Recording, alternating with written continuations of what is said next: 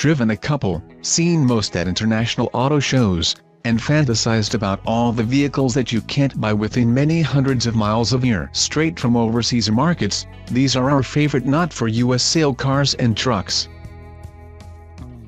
Alfa Romeo Giulia Quadrifoglio Manual. The Ferrari-inspired flappy paddles mounted on the Giulia steering column are cool, but we hate to be stick-teased. When Alfa confirmed the car's sale in the US, a few stateside dealers parked demo models with 6-speed manuals in their showrooms. Then those cars disappeared, never to be sold. We've yet to meet a great sports sedan that wasn't made better by a clutch pedal.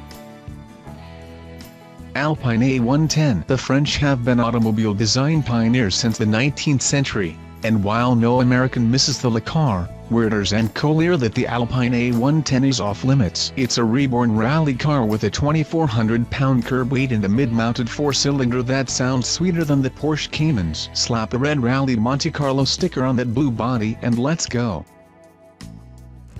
Audi RS4 Avant. Audi denies us any Avant models for fear that a wagon without plastic fenders is about as appealing to Americans as tuna-flavored chewing gum. It's underestimating us. We like tuna. RS Avants we've previously pined for include the twin-turbo V10 RS6 as well as the RS4 with its screaming, naturally aspirated V8. Now there's a twin-turbo V6 in this ground-scraping anti-SUV, and it's still one of the strongest reasons to envy Europe. Audi SQ7. This high-performance diesel SUV would have arrived already were it not for that pesky EPA and a couple of minor criminal convictions. Audi hangs two turbochargers off the SQ7's V8 plus a supercharger spun up by a 48-volt motor. The electric blower tech will eventually migrate stateside, just not in the SQ7 with his 664 pound-feet of torque. Honda S660. The engines in Japan's K cars must displace no more than 660 cubic centimeters to qualify for tax benefits. Usually, the cars look like Kleenex boxes with wheels, not rear drive, mid-engine roadsters. Sure, the S660 only has 63 horsepower, but it's also got a tiny turbo, a 7,700 RPM redline, and a 6-speed manual. You want ponies? Buy a Hellcat.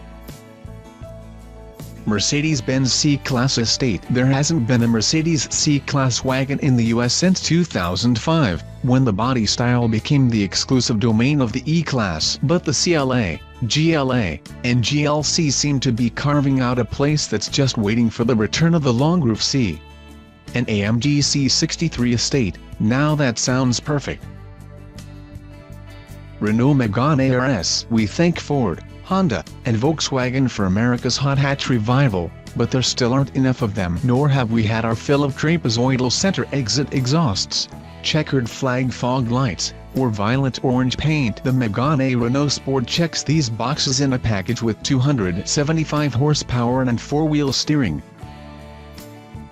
Seat Leon Cupra R. While we're at it, let's grab a steroidal Volkswagen GTI with some Spanish flair. Seat roots 306 horsepower through the Leon's front wheels, then adds matte gray paint, carbon fiber aero trim, big copper-colored wheels, and a decidedly nastier mien. Only 799 Cupra RS will be made. Subaru Levorg STI Sport. We had the WRX hatch. Now picture a WRX wagon with a dash of legacy. Technically, the Levorg name is a portmanteau of Legacy Revolution Touring, but it also sounds like one of Captain Kirk's interstellar booty calls.